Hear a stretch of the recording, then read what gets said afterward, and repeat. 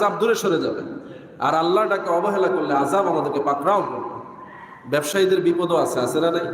ব্যবসা দেখেন কঠিন মুসিবত হয়ে যায় অনেক সময়। স্বাভাবিক চলতেছে একটা ব্যবসা, হঠাৎ করে এমন পতন হয়ে যায়, একেবারে জমি জমা ঘর বাড়ি বিক্রি করে একদম শেষ হয়ে যায়, আছে না নাই? অন্যদের বেলায় এটা ঘটে না। অন্য চাকরিজীবী, পেশাজীবী, অন্য কর্মজীবীদের বেলায় এরকম পতন হয় না যে হঠাৎ করে একেবারে সব হারায় ফেলছে। কিন্তু ব্যবসায়ীদের বেলায় এর বিপদ আছে না নাই? হঠাৎ করে চালান মাইর গেছে, হঠাৎ করে সম্পদ পানিতে ডুবে গেছে, হঠাৎ করে মালামাল নষ্ট হয়ে গেছে, এই যে একটা হঠাৎ করে আগুন লেগে গেছে, কত ধরনের বিপদ আছে না নাই? এই জন্য আল্লাহ তাদেরকে সতর্ক করেছেন যে তোমাদের বরবাহন আছে, তাদেরকে বলেন না, ব্যবসায়ীদেরকে বলছেন তোমরা ব্যবসা ছেড়ে দিয়ে চলে আসো। সুবহানাল্লাহ বলবেন না? এতে কি ব্যবসায়ীদের মর্যাদা বাড়ছে না কমছে? বেড়েছে। কারণ আল্লাহ ব্যবসায়ীদেরকে পছন্দ করেছেন, এজন্য তাদেরকে ডাক দিয়েছেন। সুবহানাল্লাহ। আল্লাহ কোরআনের মধ্যে মুমিনদেরকে ডাকছেন, ইয়া আইয়ুহাল্লাযিনা আমানু। এতে কি মুমিনদের ইজ্জত বাড়ে না কমে? বাড়ে। ইয়া আইয়ুহান নাস, মানুষদেরকে ডাকছেন, এতে মানুষের ইজ্জত বাড়ে না কমে? বাড়ে। আল্লাহ রাব্বুল আলামিন যখন কাউকে ডাক দেন তখন বুঝতে হবে তার মর্যাদা আল্লাহ বাড়ায় দিচ্ছেন, বলি সুবহানাল্লাহ। তাহলে আল্লাহ ডাকেন আপনাকে, আপনি মর্যাদাবান হচ্ছেন, এটা যদি আপনি কাজে না লাগাইতে পারেন তাইলে আপনার জন্য বিপদ আছে, এটা আল্লাহ বলছেন। কে বলছেন? ইন্না আযাবি লাশাদীদ। আরে বান্দা, আমি তোরে নাম ধরে ডাকলাম, তুই আমার ডাকে সাড়া দিলি না, মনে রাখিস আমার আযাব বড় শক্ত আযাব। নাউজুবিল্লাহ বলবেন না? তাহলে আমরা যেন নিজেদেরকে আযাবের মধ্যে না নিই। আল্লাহর ডাকে সাড়া দিলে আযাব দূরে সরে যাবে। আর আল্লাহর ডাকে অবহেলা করলে আযাব আমাদেরকে পাকড়াও করবে। ব্যবসায়ীদের বিপদও আছে না নাই? ব্যবসা দেখেন কঠিন মুসিবত হয়ে যায় অনেক সময়।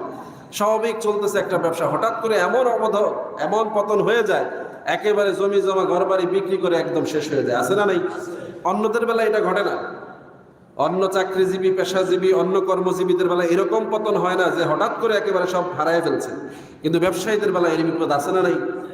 হঠাৎ করে চালান মাইর গেছে, হঠাৎ করে সম্পদ পানিতে ডুবে গেছে, হঠাৎ করে মালামাল নষ্ট হয়ে গেছে, এই যে একটা হঠাৎ করে আগুন লেগে গেছে, কত ধরনের বিপদ আছে না নাই?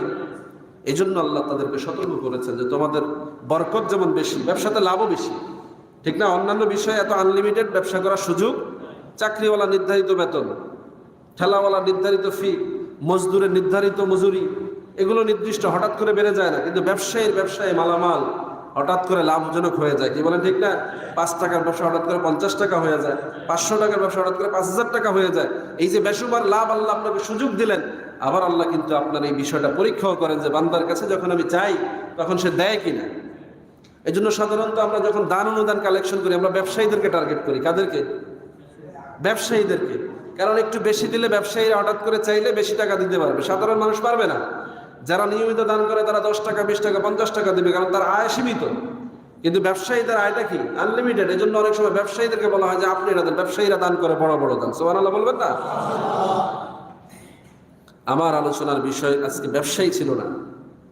আজকের আলোচনার বিষয় হচ্ছে রাসূলুল্লাহ সাল্লাল্লাহু আলাইহি ওয়াসাল্লাম থেকে কিছু হাদিস, যে মানুষের মধ্যে 2টা কুপ্রবৃত্তি আছে। এই 2টা কুপ্রবৃত্তি, খারাপ দিক, খারাপ লক্ষণ, এই 2টা থেকে মানুষকে বেরিয়ে আসতে হবে। এই 2টার মধ্যে